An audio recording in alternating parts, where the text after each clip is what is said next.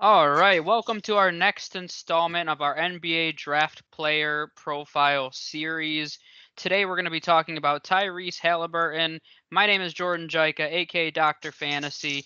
As always, here with my co-host, the Fantasy Caveman. Tyrese Haliburton is the topic of conversation today.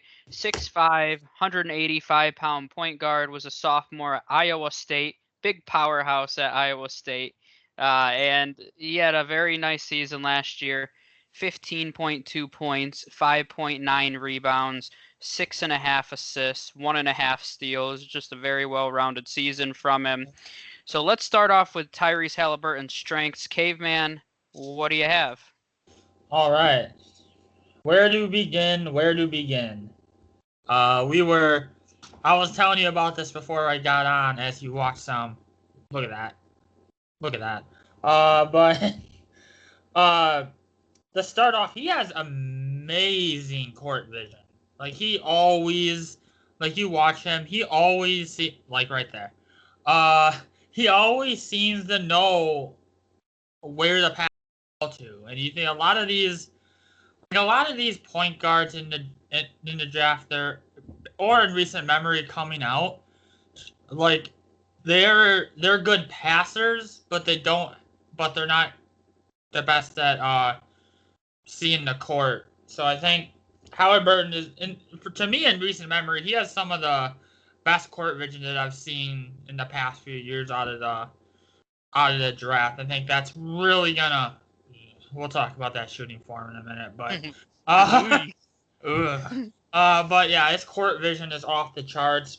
Another thing, and this might be a reason why you might like him, is he has really good defensive versatility. I mean, you look at him, he's 6'5" with a 6'8" wingspan. So you can put him on the 1 through 3 position, and even no, not I wouldn't say he can guard fours because he's in the NBA because he's not big enough for that, but he could easily guard 1 through 3. Uh, very athletic for his nice and lengthy. Is able to get where he wants on the court. And then last thing, I have a lot more strengths, but I want to save some for you here. Uh, I will say he's good at knocking down open shots. Now, when we get to his form specifically, which is definitely going to be discussed in the weaknesses, but yeah, I just think it has worked at the college level. He knocked down open shots at a pretty good rate. What do you think? Yeah, I mean, the first thing you'll notice, as you brought up, is the court vision, which makes him just a great passer, a great facilitator. There's no doubt that he'll have a good role as a traditional point guard, but with modern point guard size is the best way I would Yeah. describe him. So Yep. that's the first thing that you notice, which that's huge. The thing with his offensive game that is semi-impressive was, even though I don't consider him to be much of a scorer, he was very efficient. So I Yep. think he has more offensive upside that's just untapped at this point. I mean, when you look at his percentages, he shot 50% from the field, almost 42% from three. That's very solid. And we've talked in previous episodes. One of the things you always look at to see if they have more potential as a shooter is their free throw percentage. And one of the things that was really encouraging was he shot 69% as a freshman and then improved that to 82% his second Mhm. year. I mean, that's a very significant Yep. increase. And seeing that kind of improvement in 1 year is very impressive. And I think it just displays overall that he does have more offensive upside than he showed at the college level. I mean, 15 points is solid, but I mean, he was involved in 22% of Iowa State's offense, either as a passer or a scorer. And I mean, that's a very high percentage. So to have those shooting percentages with a decently high usage overall for the team that wasn't overly talented, you know, pretty impressive. So Yep. that's what I've noticed on his offensive game. Besides that, I mean, you didn't mention his rebounding. I don't believe he crashes the boards well. You Yep. mentioned he has good size and length. When you average almost rebounds as a point guard. Obviously, you're willing to crash the boards and be aggressive Yeah. in that regard. So I think you definitely have to mention that. And then you already mentioned his defensive versatility. I think the only thing I would add to his defensive game is, and we've seen it a few times in these highlights, I don't want to say that he is an uber athletic speedster, but he's kind of deceptively quick and he gets in passing lanes pretty quickly. And you'll Yep. see him score in transition pretty frequently. And he really thrives in those situations. He's a great, and you'll see a situation like this where he'll either set himself up or set his teammates up. So he's very strong in transition, and a lot of that comes from his ability to steal and really push the pace up the court when he has the ball in his hands. So That I was think, a fake there. yeah, that's I don't know. I don't know who 22 is, but that was a good fake. that 22 fella. But yeah, so I think that's all. I think he covered a lot of everything else I had. But like I said, one of the things that I was pretty impressed with was just a huge improvement overall when you look at his stats across the board. He averaged only 2.5 minutes more from his freshman season to his sophomore year, so playing a little more, but not much. But all of his percentages, well, his 3-point went down a little bit, but it was about the same. But the free throw percentage way up, way more rebounds, more assists, more steals, more points. So he was just a bigger part of that offense. So I think that's really promising and shows some of his potential. So let's go over to his weaknesses. You've already mentioned what is most likely the biggest one. And if Mm-hmm. you're watching these highlights at all on YouTube, it's very obvious. I Oh mean, boy. very, very obvious. So I'll let you start it off and talk a little bit about that, Caveman. Oh man, yeah. I mean, wow. And I'm gonna start off by saying he is, in my opinion, he is a good shooting form away from being the best player in this draft. And that's how much that's how much I think of the other elements of his game. But his God does that look ugly. Like maybe not LaMelo Ball. I mean not I mean Lonzo. Maybe not Lonzo Ball's bad, but it's bad. You look at it, it's very slow, has a low release point. That's gonna get easily blocked in the NBA. He's gonna need now. What's troubling is he did like the form isn't good, but he like it worked for him at the college level. Like I say, he made 42% of his 3-pointers and then shot over 82% from the free throw line. But I don't think that form's gonna work that well in the NBA. Uh, it's gonna be a lot tougher for him to get that shot off. Going on to a couple of other things. So this isn't like it's a weakness, but I don't see it as that big of a deal. He struggles to get his own shot. At times now, he profiles as a classic point guard, so you don't have a lot of point guards who are excellent at getting their own shot. So I don't know if that's going to be that big of a concern at the next level, because whoever's drafting him is gonna, they're not drafting him to play him off the ball or anything. Like he's Mhm. going to be their primary point guard and ball handler. And then finally, uh, he has some defensive versatility, but like he's only 185 pounds. Mhm. So he's gonna have to add a little bit of weight and muscle to succeed at the next level here. Yep. Yeah, and I agree with that. That's one of the big points that I had. His size, I mean, at his length, he should be able to guard twos and threes, but I don't know if he'd be able to keep up with some of the more physical 2 and 3.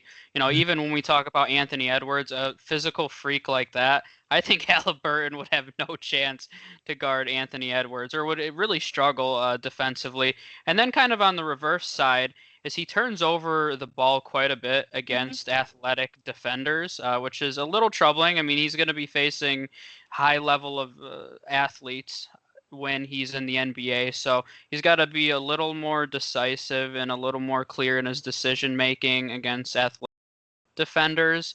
So all of that I think has to do more with his size, which he can obviously improve upon. So I think that's a big one. The shooting form, as you mentioned, I mean that's got to be number one. And Ooh, just I don't. When that's you so watch it, ugly. honestly, it gives me shades of Sean Marion a little bit in the Oh God, way I the used to way that he. shoot like Sean Marion back in the day. Yeah, so it kind of reminds me of that. But then you even see like right there, he had a high release point.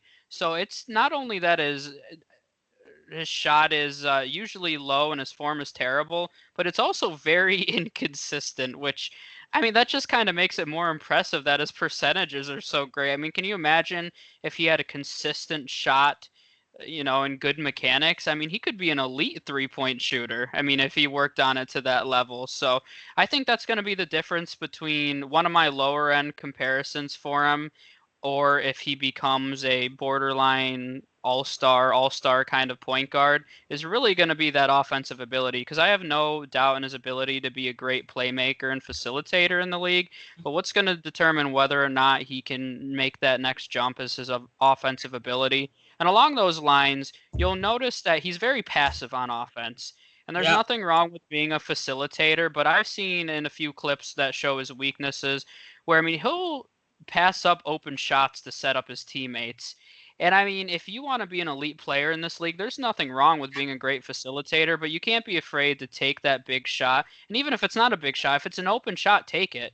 And maybe that tells me he's not confident in his offensive game. Maybe it's because that form is terrible. But yeah, I just, in my opinion, when it comes to something like that, it's more of a confidence in you. He would rather set up his teammates than score the bucket himself. So if he wants to be elite, though, I mean, you got to work on that. Otherwise, he'll never be an elite offensive player, and he'll just be a facilitator with some length, play some solid defense, and be a role player. So I think that'll be one of the big things that differentiates his or changes the course of his career. So let's go to NBA comparisons.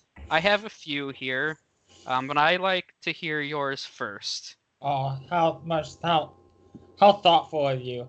That's Uh, the kind of guy I am.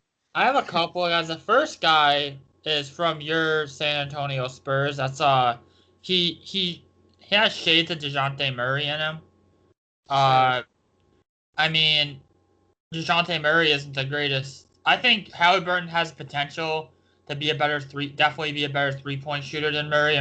That's not Murray's game either. But Murray, as we watched last year with San Antonio, became very good, very good facilitator and setting up his teammates. And I think they just have uh, similar skill sets. Now Halliburton's a couple inches taller, I believe. I'm not entirely sure on DeJounte Murray's height, but Yeah, they're- only an inch taller oh, listed. and So so dang, he's only 6'4". Okay, then I'd like the comparison even more.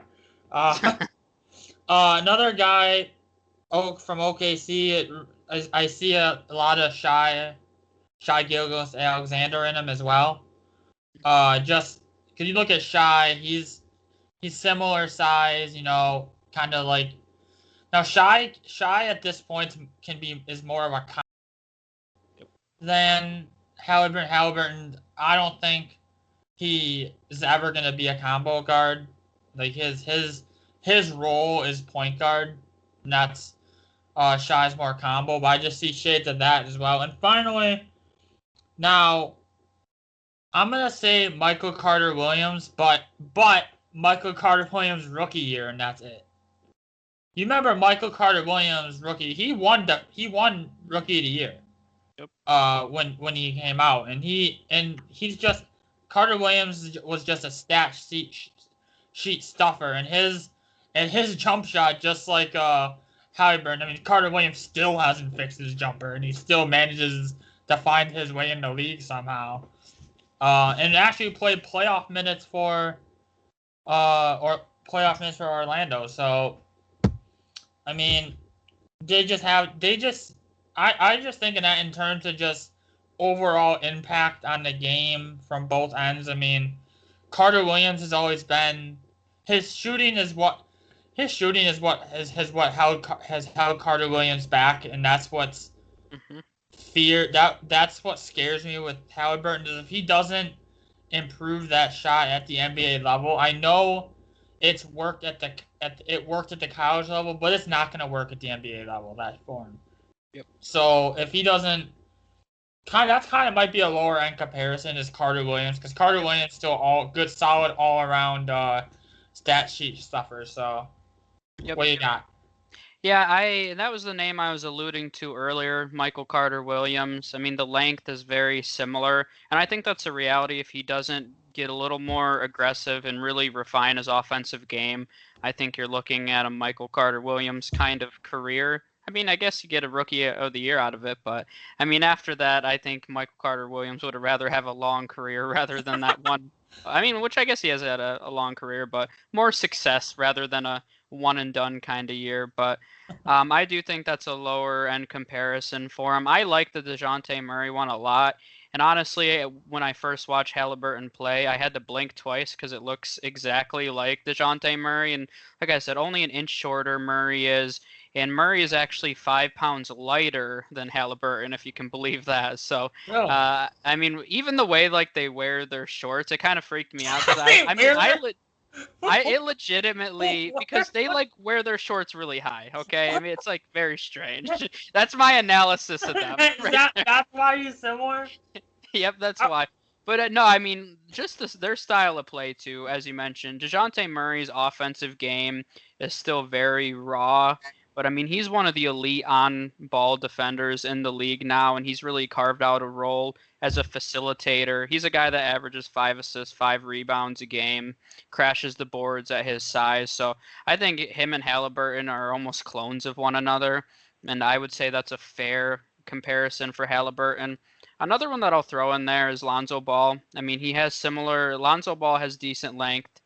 The thing that number one, Lonzo Ball's obviously form was terrible coming out of college and is still not ideal. It's much improved, but when you look at them as playmakers, great court vision, they have great basketball IQs and great instincts. I Yep. think that's very similar. Their offensive games are pretty similar. I mean, not the greatest. Halliburton's actually more effective and more efficient than Lonzo was at this point in their careers, but when you couple that, Lonzo also crashes the boards at his size. I think there's a lot of comparisons there Yep. as well. So those were the first three that I had, which are pretty similar to yours. And then we'll move over to ideal fits. I'm not going to lie, I kind of struggled with this one. And I think I'm a little different than a lot of mocks that people or that I've read. And my philosophy is maybe just different. I see him going quite a bit to the Bulls, to the Cavaliers. I've seen a few times in the top five. I see a lot to the Knicks, a lot to the Pistons. I don't know. I kind of struggle with putting him on the Bulls or even Cleveland, especially the Bulls, because I mean, I know Kobe White wasn't efficient to start the season, but I feel like you just invested the draft capital in him and he showed enough where I'm personally not giving up on Kobe White yet.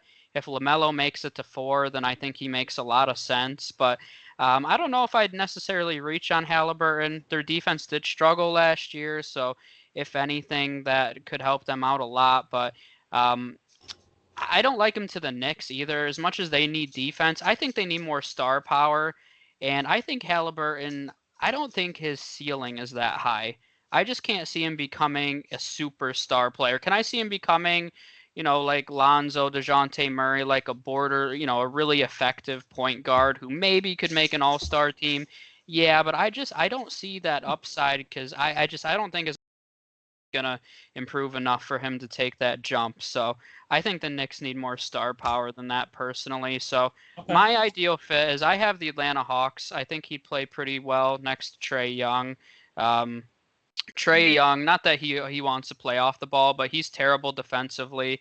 I think Halliburton could make up for some of those inefficiencies.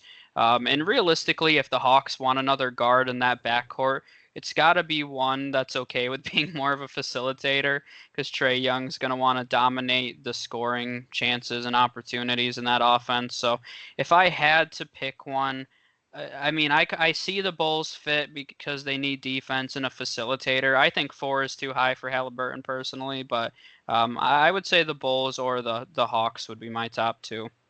I mean, yeah, and I had a couple down as well. I mean, I thought about putting the Bulls, but like you, I liked what the improvement that Kobe White showed it later on in the year. So I don't like it for them.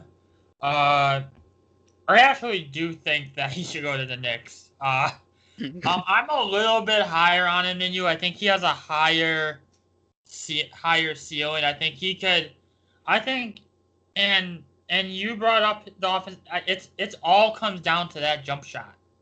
It all comes down to that form. If he's able to tweak that, you saw Lonzo. I mean, Lonzo Ball still not the greatest 3-point shooter, but he changed it up a little bit, and Lonzo Ball has at least become respectable Mhm. from 3-point range in this point. And if Haliburton can get to that level where Lonzo is now in terms of his respecting his 3-point ability, I think he has all the tools to become one of the best point guards in this league. And I could see him as the floor general and point guard for a championship team. I think he has that kind of ability. I'm totally convinced it's all down to his jump shot. The other team I had in mind, I had the Phoenix Suns, and I had the Phoenix Suns down too. I mean, I think the reality is they need first of all, who knows if Booker is going to be there long term, because Booker has said he's wanted out. Uh, but I think Halliburton with Booker, I think, is a good pairing. I mean, the reality is Rubio's not going to be around forever, and plus Rubio has trouble staying healthy as well. So you put him, maybe he sits on the bench year one, or kind of runs the second unit. But I think him alongside Booker, it takes some, because Booker's had to be their primary playmaker at too many points last year. And I do Halliburton just take all the pressure off of Booker, playmaking wise, and Booker can just hang around and shoot, and that's that also Halliburton can kind of work on his jumper there without being needed to score in Phoenix. They have a bunch of guys that can score the ball, but you put Halliburton to set up all those shooters there in Phoenix, and I really like him going there. Yeah, no, I think that's a great landing spot. I haven't really seen him slip past the Knicks in any mock that I've seen yet, so I didn't personally look down that far. But yeah, I mean, if he made it to 10, I think that would be a fantastic fit. Yeah, I mean, especially next to Devin Booker, I think they would. We don't know. We don't. He cuts us down to 10. We've seen James Wiseman, who we gotta do a profile on. He's fallen out of the top 10 in some mocks. So we don't. I honestly don't know what to expect. I think. Would I bet on him being there at 10? Probably not, but it wouldn't surprise me whatsoever if he's still there when Phoenix picks. Yep.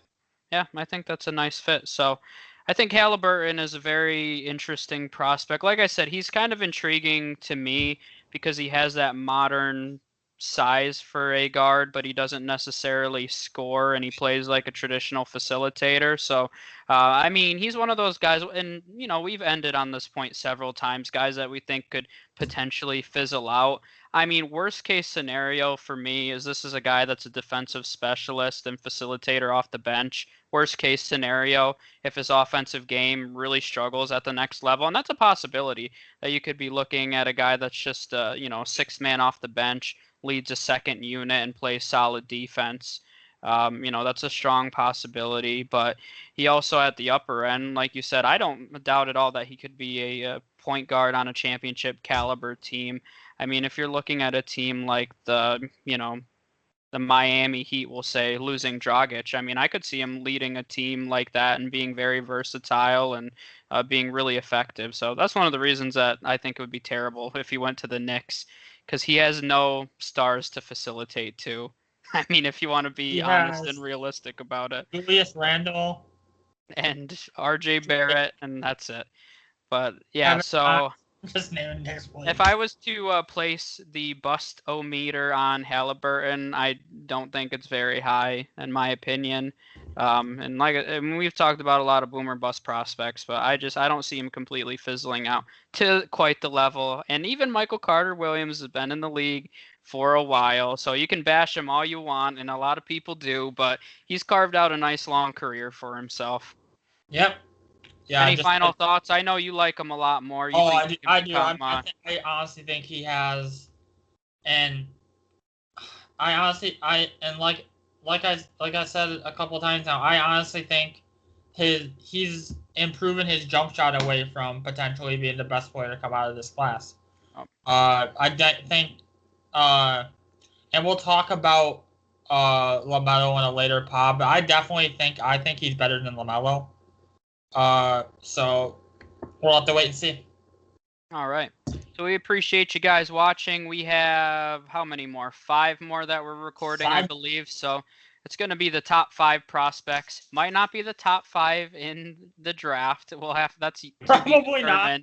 But we're going to be going over the top prospects. So make sure you tune in for that, and we'll have a mock draft that comes out before the draft because we're only a few short days away here. So Make sure you tune in for that, and we'll see you guys for the next episode.